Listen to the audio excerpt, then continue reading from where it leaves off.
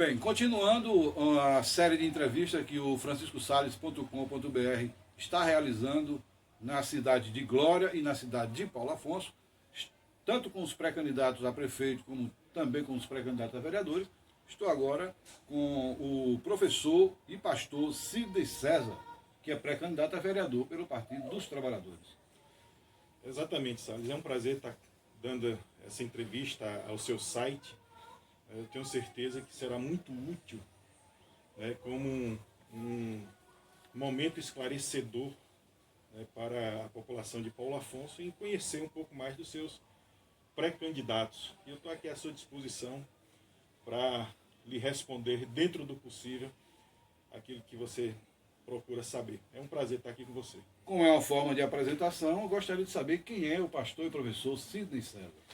Bem, eu sou teólogo, né, sou pastor batista evangélico há 25 anos. Também sou formado em História.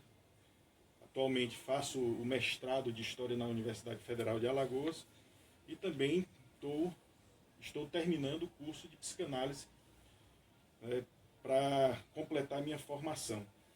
Sou filho de Luiz Vicente Ferreira, conhecido, famoso Ivinho aqui de Paulo Afonso, foi vereador, foi chefe do Detran um período, era topógrafo da Coelba e filho de Dona Marisa. Meus irmãos é bem conhecido aqui também, né? É Iva ali que trabalha, é funcionário público, trabalha na FUNAI, e minha irmã é professora aqui em Paulo Afonso também. É uma família de professores. Meu irmão é matemático, minha irmã é bióloga, né? Eu sou historiador. É um prazer. Passei muito tempo fora da cidade, né, estudando e trabalhando fora, tanto pastoreando como trabalhando, dando aula fora. E já tem uns 15 anos que retornei à terra bendita, né? É um prazer estar aqui de novo, a casa do Pai. Bem, pastor Sidney César, veja bem, a gente está passando por um momento difícil, momento de pandemia, isolamento social, uma crise também social, financeira. Como é que o senhor avalia esse momento no Brasil, no mundo e principalmente aqui em Paulo Afonso? É uma situação inusitada, é uma situação bem atípica. Nunca ninguém imaginou que 2020 seria um momento da nossa história tão crítico, tão difícil como está sendo esse ano de 2020. A priori eu vejo da seguinte forma: como foi algo muito novo, o mundo não estava preparado, né, para enfrentar uma pandemia na dimensão que nós estamos enfrentando. Tanto é que a mortandade é algo assustadora, tanto no mundo como no Brasil. Agora, a gente sabe que, pela experiência do passado, e já nós tivemos não só pandemias no passado, mas epidemias também, e pela experiência do passado a gente sabe como lidar, ou como deveríamos lidar com algumas situações, como por exemplo de isolamento, né, o distanciamento social, o uso de máscara, essas coisas. Mas vai depender muito do gestor, né, vai depender muito da atuação política. Se nós tivermos um presidente, se nós tivermos um governador e um prefeito que tem a sensibilidade para acompanhar o que diz, por exemplo, a Organização Mundial de Saúde e fazer a coisa correta, a gente minimiza, diminui um pouco mais essa mortandade. Quando os gestores não têm essa sensibilidade e tentam priorizar outras coisas no lugar, a gente tem o que está acontecendo no Brasil, 87 mil mortes, né? Então veja, a nível tanto de mais geral e a nível local, o discurso é um só. Ou você se isola e vive, ou você sai para trabalhar para ter o pão. E aí tem uma falácia nisso daí, que é essa ideia, né, do trabalho.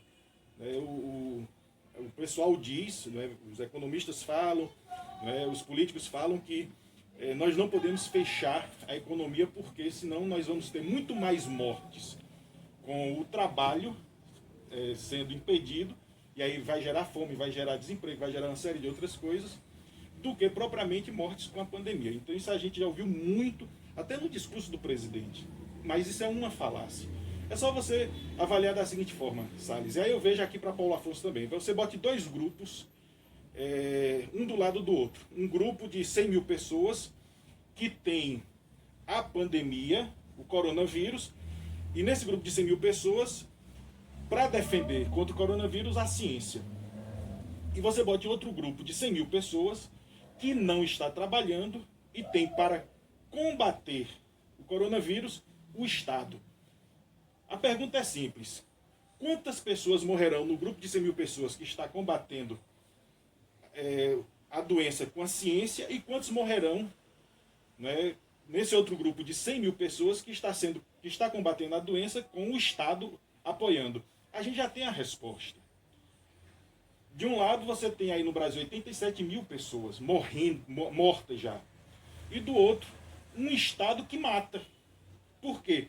Porque não tem políticas públicas corretas para combater nesse momento em que todo mundo está se isolando e não pode trabalhar. Então o problema aí é gestão pública, tanto a nível nacional como a nível local. É muito simples a gente entender essa situação. É preciso tomar posições sérias, corretas, para uma crise tão gigantesca como essa, que é sanitária, que não só envolve a saúde, mas envolve também a questão da economia. Mas a gente não pode priorizar a economia em detrimento da vida. Inclusive, o governo municipal, ele flexibilizou a abertura do comércio para os grandes comércios. E hoje, por exemplo, os donos de bares, de restaurantes, eles estão sendo prejudicados. Inclusive, houve uma manifestação em frente à prefeitura, uma conversa, e até agora eles estão ainda sofrendo com esse problema. Porque a prefeitura liberou para lojas, academias, supermercados, farmácia, que a academia é um problema também, né? Porque você trabalha ali corpo a corpo. Enfim, não seria interessante, pelo menos é uma ideia que eu penso, de o gestor da gestão municipal estabelecesse um auxílio para essas pessoas que não tiveram condições, não estão sem condições de trabalhar, de ter acesso ao seu ganha-pão? Eu acredito da seguinte forma. Eu não sei se tem aqui em Paulo Afonso. Eu desconheço até então. Tem que haver um gabinete da crise. Eu não sei se tem aqui em Paulo Afonso um gabinete de crise. Você pegar profissionais específicos para pensar a situação. Seja um economista, né, seja um médico, né, seja um historiador, para a gente ver na história como lidava com situações semelhantes. Você fazer um grupo gestor de crise, com profissionais específicos em cada área, para a gente pensar o que deve ser feito, para que não fique esse vai e volta. Nós começamos aqui em Paulo Afonso da seguinte forma. Quando não tínhamos nenhum caso, nós tínhamos o conhecimento do problema. E no início nós nos fechamos, né, de forma correta. Contudo, né, com o passar das semanas, né, esses casos estavam pequenos e de repente o comércio abriu. E aí os casos começaram a surgir e aí ficou a gestão fechando e abrindo o tempo todo, como ainda está hoje. Então veja, eu acho importante fazer um gabinete da crise para conversar com as mais variadas áreas para a gente chegar a um denominador comum, porque do jeito que está, nós não podemos avançar. Então por quê? De um lado estão os comerciantes, do outro lado estão os trabalhadores, estão os vários setores sendo prejudicados porque precisa trabalhar. Agora, tem que haver políticas públicas que dê uma condição de existência, não é nem de subsistência, é de existência do trabalhador e uma condição de existência da classe empregadora. Então, como fazer isso? Tem que se sentar com um grupo gestor de crise para a gente avaliar isso, porque senão vai fazer o que está acontecendo, né? O prefeito faz um decreto, aí esse decreto agrada um lado, desagrada o outro. Aí você vê aquele monte de gente fazendo movimento na porta da prefeitura para reivindicar direitos privados. Aí fica um grupo reivindicando direito privado de um lado, outro grupo reivindicando direito privado do outro. Então a gente não pode ver de forma individual, a gente tem que ver de forma coletiva, olhando a sociedade como um todo. O que é melhor para Paulo Afonso? Falta esse diálogo na prefeitura. Eu acredito que falta essa sensibilidade de dialogar com as mais variadas áreas para que essa coisa não aconteça. A gente está aí, diante de uma situação que vai fazer o que daqui para frente nessa semana? Fecha, não fecha? Não é? Qual vai ser a postura do gestor? Está uma coisa muito incerta. Né? Um opina de um jeito, outro opina de outro. Tem que haver profissionalismo por trás das decisões. Tem que haver um embasamento científico, acima de tudo, por trás das decisões. Porque senão vai ficar decisão de grupo político. Né? Aí fica fulaninho que trabalha na prefeitura, que é político, dizendo que abre. Aí o outro que é político diz que abre para beneficiar esse setor. Aí o outro diz, não, fecha para que pessoas não morram. E aí vai ficar uma decisão mais política do que uma decisão técnica. Nesse momento, a decisão tem que ser técnica, de profissionais competentes por trás desse grupo gestor. E aí eu acho que a gente vai ter um rumo melhor para a nossa situação. Pastor Cílio, nessa pandemia também existe uma questão com relação às eleições, né, municipais de 2020, onde também vai ser uma questão atípica. Né? A gente sabe que não vai ter mais aqueles apertinhos de mão, aqueles abraços, aquelas caminhadas, aqueles comícios, enfim. As pessoas têm que se adaptarem com esse novo modelo de política. Como é que o senhor vê também essa questão? É uma transformação gigantesca. Eu tenho conversado com minha professora do mestrado da UFAL aqui de Maceió sobre as mudanças e as transformações sociais que estão acontecendo não só a nível de Brasil, mas a nível de mundo. E ela tem falado uma coisa que é muito importante para mim. A gente tem amadurecido esse diálogo. Ela tem dito que o pós-pandemia será um mundo completamente diferente. Um mundo completamente distante daquele que foi em 2019. E eu acredito nisso. Talvez o coração do homem não mude muito, mas a estrutura das relações mudarão bastante. A começar, por exemplo, da forma como vai ser as eleições desse ano. Então vai ser algo muito atípico. Já está sendo atípica a própria campanha, né, que tem que manter a pré-campanha, desculpa, e vai ser muito mais atípico a campanha. Por quê? Porque vai privilegiar o distanciamento social. Eu não acredito em uma cura imediata, apesar dessas vacinas que estão falando aí, são vacinas de terceira geração, né, então são vacinas que têm uma eficácia menor. As vacinas de primeira geração, que têm uma eficácia maior, o prazo de fabricação é no mínimo 1 ano e meio a 2 anos. Essas que estão fazendo agora de 6 meses, né? Então atropela muitos processos científicos, né? De experimentação científica. Mas é uma esperança. Mas eu particularmente eu acho que nós vamos ainda durar um pouco com essa pandemia. Então veja, as relações estão mudando. Então nós temos que nos adaptar. Agora isso, por um lado, é positivo. Por quê? Porque isso vai impedir, de certa forma, né, o tipo de política que era praticada aqui no Brasil, que era aquela política assistencialista, do toma lá da cá. Né? Porque o povão não vai...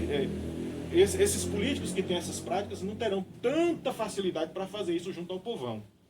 Primeiro porque não pode ter mais o contato social como antigamente.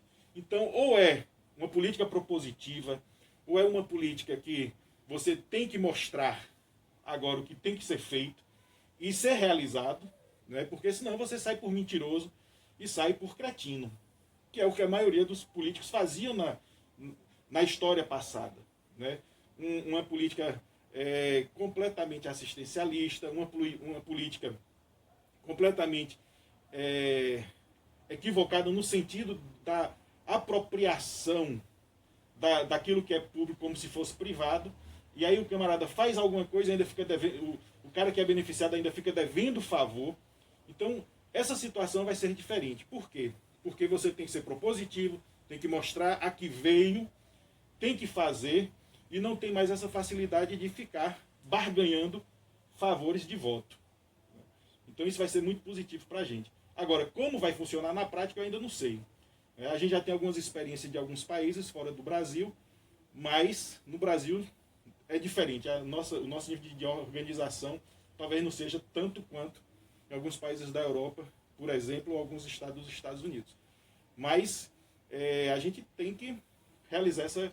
E o que a gente percebe é que as redes sociais serão fundamentais para a pré-campanha e para a campanha. Tanto é que nós estamos agora aqui falando para um público, já porque a gente não pode estar próximo deles, a gente está falando para que eles tenham acesso via internet. Exatamente. Isso é um caminho sem volta. O mundo das redes é um caminho sem volta. A gente já está no 4G, estamos entrando agora em 2020 no 5G. Não é? A China já está pesquisando 6G para ser lançado em 2030. Então, rede social, mundo virtual é um caminho sem volta. A gente tem que se adaptar, a gente tem que viver essa nova realidade. É uma realidade que a gente dialoga com a pessoa que está do outro lado, mas dentro dessa forma virtual, distante, né? E sem poder fugir disso. Por quê? Porque todo mundo vai ter que seguir esse caminho, que é um caminho de tecnologia desenvolvida. Então é importantíssimo esse momento, termos a tecnologia ao nosso favor, temos que usar ao nosso favor, e ainda mais, Salles, nós temos que trazer o conhecimento para dentro da política a partir do mundo virtual, para que a gente informe. Porque a gente viveu, por exemplo, aí 2018, uma campanha presidencial que foi feita em cima de mentira, de fake news. A gente tem que começar a se resguardar da mentira que é produzida dentro do processo político, né, de fake news, né, da propaganda enganosa. Lembrando que fake news é crime.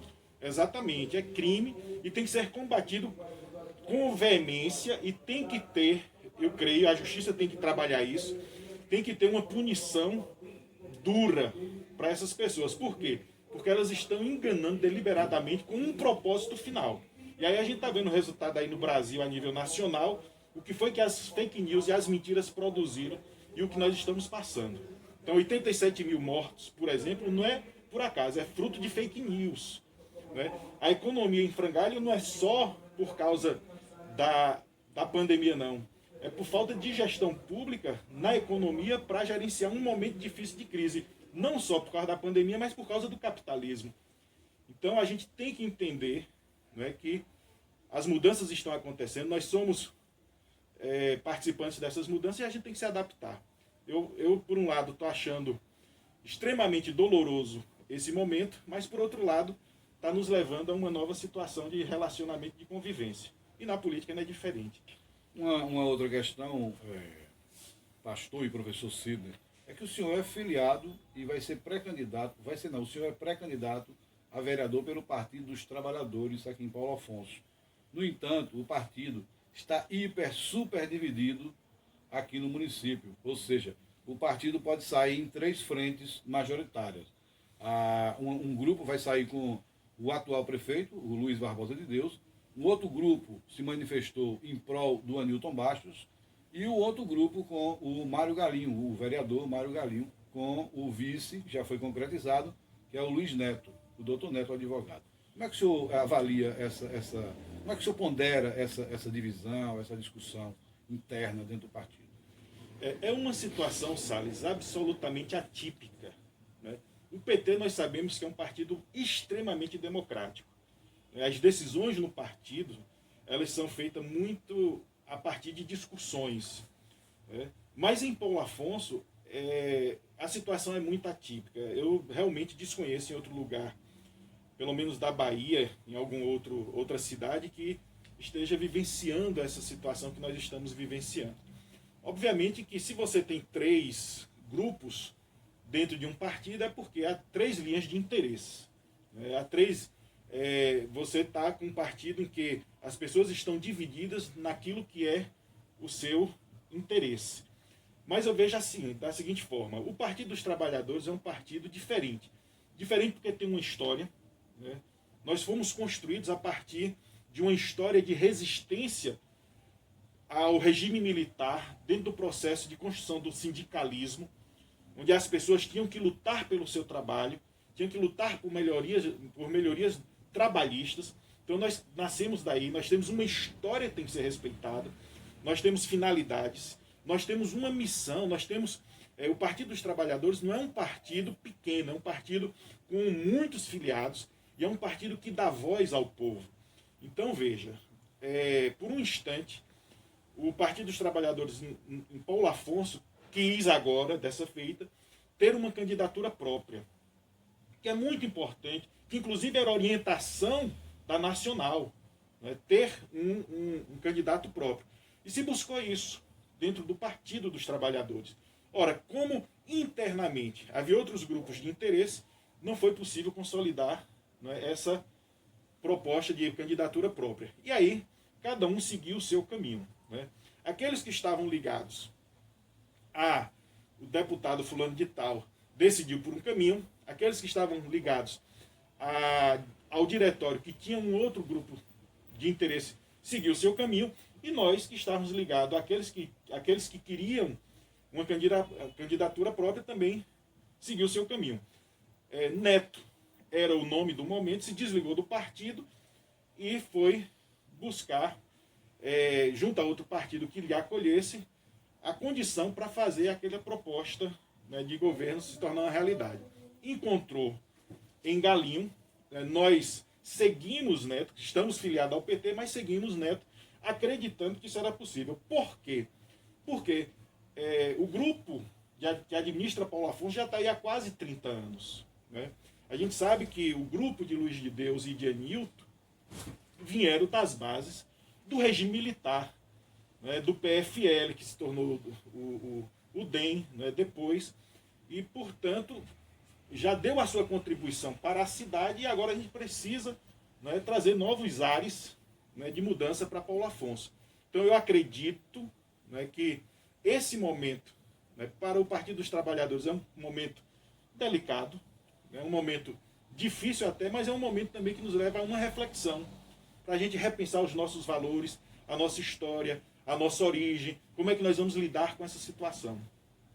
É certo. Então, tem uma outra questão aqui, a gente sabe que o governo Luiz de Deus com Anilton, né, já administraram por quase 30 anos a cidade, como o senhor mesmo colocou, com um intervalo onde o Raimundo Caires, que também é pré-candidato no município, então foram 30 anos de umas ações voltadas à infraestrutura, mas o social a gente percebe que não teve avanço. Por exemplo, você vai para a zona rural, continua na lama ou na poeira. Você vai para a zona rural, percebe que o carro-pipa ainda é um cabide eleitoral para aquelas pessoas, porque não tem água canalizada, nem tampouco, porque Lula, o próprio Luiz Inácio Lula da Silva, junto com a Dilma, levaram do São Francisco para o Nordeste todo. Não custaria nada levar água para o homem do campo. Então, essa é uma das falhas que eu vejo, que nós comentamos em off ali, eu acho que também o senhor concorda. Como é que o senhor pensa nessa questão? Inclusive, os postos médicos da zona rural não têm uma infraestrutura que atenda um pequeno atendimento de um corte, um pronto-socorro, por exemplo. Você tem que deslocar, se levou um corte, você tem que se deslocar da zona rural para o centro, a sede do município, o hospital, a UPA, né, que infelizmente ali não está funcionando. Enfim, faça uma avaliação nessa questão. Veja só, Paulo Afonso é uma cidade que tem 60 anos de vida, de emancipação, 62 anos de emancipação, e foi construída a partir de um projeto nacional na década de 40, que foi concretizado, né, basicamente no final da década de 40, e de lá para cá Paulo Afonso surge em torno desse projeto de construção nacional para o Nordeste, que é a CHESF. Né? É natural, obviamente, né, você tem aí um período de 62 anos, é natural, novamente, que se você constrói uma cidade em torno de um projeto nacional, que essa cidade se estruture. Né?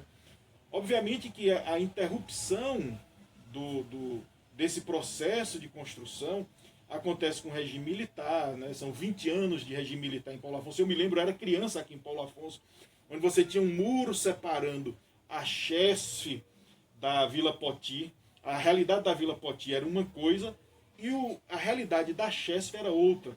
Isso que o regime militar deixou muito intenso, porque botou todo um policiamento intensivo, nada mais foi do que uma reprodução daquilo que foi a fundação de Paulo Afonso. O início de Paulo Afonso foi desse jeito também. Você tinha uma cerca separando a vila, né, da Vila Poti, né, do acampamento CHESF. Quem estava no acampamento CHESF estava bem demais, era uma realidade surreal. A Vila Poti era chamada dos cata-osso, né? E a Vila Poti era o centro da miserabilidade. Então não havia políticas públicas para isso.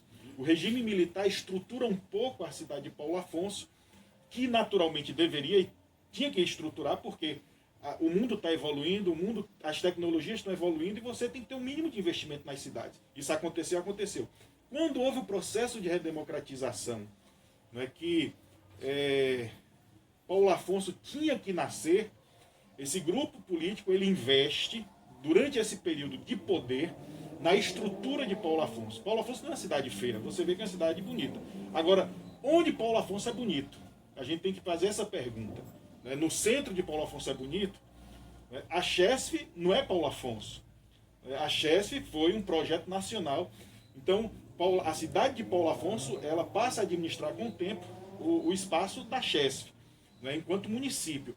Mas, ainda hoje, uma realidade é a Chesf, outra realidade é a cidade de Paulo Afonso. Paulo Afonso cresce em direção à Vila Mulungu, que agora é BTN, né? E está se expandindo para o outro lado, que é a cidade de Glória. Então você tem uma expansão de Paulo Afonso com 120 mil habitantes, em que não só precisa de ainda estrutura, mas precisa também de investimentos no humano. Né? Por quê? Porque a gente não vai comer só asfalto. A gente não vai comer só estrutura. Precisa. Agora a gente precisa parar de, por exemplo, colocar asfalto onde já tem asfalto. Se tem aí a zona rural que precisa de uma infraestrutura de acesso, a gente precisa investir nisso. Então, para escolher a produção. Escolher produção, até mesmo para a questão de você poder se deslocar, né, é importante. Então veja, a administração pública precisa fazer isso, precisa. E tem que trabalhar em sintonia com o legislativo, porque o vereador tem que fazer leis, né, parar de fazer como é que chama, moção de aplauso, né? Título de cidadão. Título de cidadão, moção de aplauso. Isso é o que a gente vê na Câmara. A gente tem que fazer leis, né, que facilite o crescimento da economia em Paulo Afonso. Paulo Afonso não tem uma indústria, não tem um setor produtivo. Você vai em Aracaju, você vai em Toritama, você vai em Santa Cruz, tem setores de produção. Né? Você não tem aqui setor produtivo em Paulo Afonso. Qual é o setor produtivo de Paulo Afonso? Então veja, a gente precisa construir leis que facilite o crescimento da economia, que dinamize a economia para Paulo Afonso, para que a gente possa crescer de fato. Então, a Câmara Legislativa tem que começar a amadurecer, né, a sua forma de agir em relação ao Executivo. Né? Porque o que a gente vê é muito jogo de interesse. Né? O toma lá da cá, aquela velha política de sempre, em que o vereador precisa do setor da prefeitura para poder se manter vivo. E assim vai, você tem aí vereadores de 5, 6 mandatos, 1000 mandatos, né, baseado em cima disso. Né? Inclusive alguns vereadores que entraram com a proposta de ser oposição, de fazer um trabalho, né, diferenciado, se aliaram ao governo. Ou seja, perderam toda a sua identidade, né? Inclusive o destaque vem para o pré-candidato a prefeito Mário Galinho, que continua na sua posição de vereador de oposição, tanto é que o nome do vereador cresceu bastante e hoje ele aponta como um dos pré-candidatos mais bem pontuados no município. Exatamente, veja, isso a gente tem que pensar muito sobre isso, Salles, porque a velha política é assim, o camarada se coloca como oposição, vai para a Câmara Legislativa, chega lá, o prefeito negocia, ele acaba sendo situação. Então sempre isso acontece. Aí você tem uma maioria da situação contra uma minoria da oposição que se mantém fiel ao longo de 4 anos e às vezes não tão fiel ao longo de 4 anos naquilo que ele pensa sobre política. Né? As ideologias vão diluindo nesse período a partir das ofertas que vão surgindo. Então é importante a gente frisar isso. Mário Galinho, ele entrou de um jeito, não é? Manteve-se eticamente daquele jeito, fiel às suas convicções, à sua ideologia, em que privilegiava o bem comum, né? Lutou pelo povo, foi aquele que botou a cara a tapa na sociedade para defender o povo, né? E passou os 4 anos dessa forma. É importante a gente frisar isso porque a gente percebe aí que, por exemplo, hoje em Paulo Afonso, quem é o presidente da Câmara? É uma pessoa que era da oposição. E hoje a situação, a gente fica confuso sem saber a oposição ou situação. Então, a oposição de antes se torna situação hoje, depois volta a ser oposição. O que é que está por trás disso, motivando essas mudanças?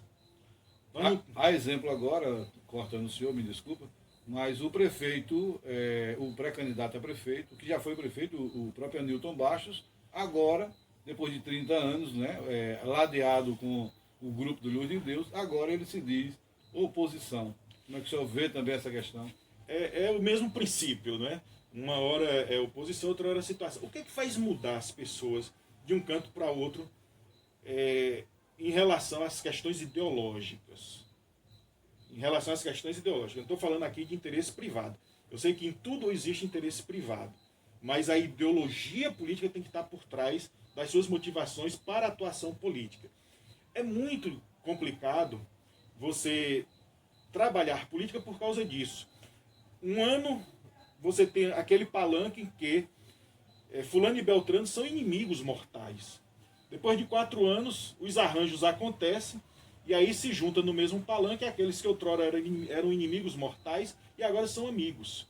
Aí se você for defender política dentro dessa condição, você corre o risco de criar uma série de inimizades grandes. Então é importante a gente entender o que nós queremos. O que é que eu quero para Paulo Afonso? Qual é a minha ideologia política para que eu possa entrar na política em Paulo Afonso? Para fazer Paulo Afonso crescer, se desenvolver. Então, Salles, Paulo Afonso precisa se desenvolver. É dessa forma que eu penso, é dessa forma que eu acredito, e é desse jeito que a população de Paulo Afonso tem que começar a pensar política, se envolvendo, participando e mudando a sua história. E assim a gente vai ser diferente. Para concluir o nosso bate-papo, na realidade não é uma entrevista, mas um grande bate-papo, eu gostaria que o senhor fizesse as considerações finais. Eu sou grato a você, Salles, por ter nos dado a oportunidade de conversar um pouco mais com a população de Paulo Afonso. Eu acredito que chegou um momento de mudança de fato, né? A gente tem que dar um novo rumo para Paulo Afonso, e essa é a oportunidade. O cenário está montado para novas áreas em Paulo Afonso, uma mudança de fato para Paulo Afonso. Muito obrigado, né? E até a próxima, né? Isso aí. Então, pessoal, muito obrigado. Na próxima entrevista teremos outro pré-candidato a vereador ou a prefeito. A gente volta logo mais.